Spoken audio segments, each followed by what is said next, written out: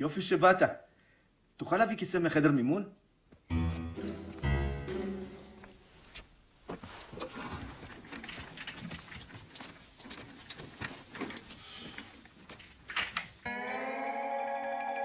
לי לצאת! הישיבה הזאת לא הסתיימה!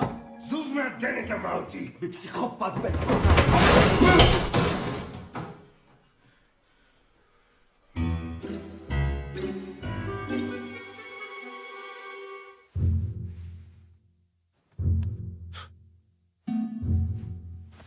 שיש דברים יותר חשובים מהאמת.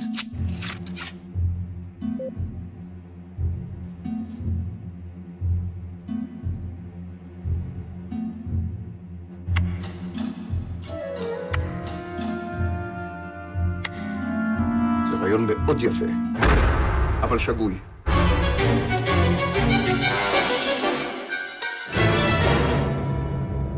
זה אומר שיש דברים יותר חשובים מהאמת. כמו מה? אתה קולט איזה סיפור? הוא כבר ויתר. 20 שנה מדלגים עליו. חזן פמפמו לי בראש שיש אולי 4 אנשים בעולם שבאמת מבינים מה הוא עושה, ושכשהוא יגמור את המחקר שלו, כל העולם יבין איזה חוקר גדול הוא.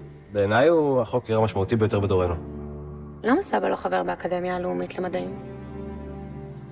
ואז בבת אחת פותחים בפניו את שערי הממסד. זו ילדה אנורקסית שמתחילה פתאום לאכול. כל האישיות שלו צריכה לעבור איתחול מחדש. לגזול ממנו את שלוות הנפש הקיומית שהונקה לו אתמול, זה שפיכות דמים. למה? למה? די כבר עם האמת הזאת. כמה אגרסיות ואלימות הם מחביאים תחת הכותרת הזאת אמת. אף בן לא אמור לשמוע על אבא שלו את מה שאני יכול לחשוף כאן בפניך. מושג מי זה האיש הזה. הוא אבא שלי.